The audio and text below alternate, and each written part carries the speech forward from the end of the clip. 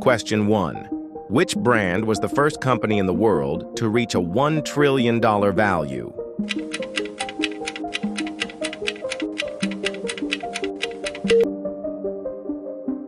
Question 2. Which country is the home of the brand Samsung?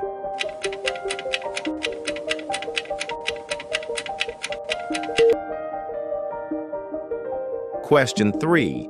Which brand's logo was designed by a student for only $35? Question 4. Which fast food brand has the most outlets worldwide?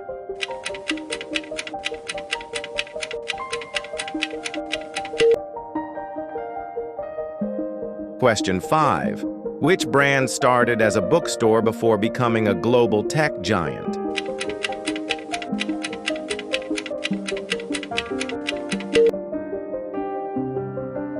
Question 6. Which car brand's name means people's car in German?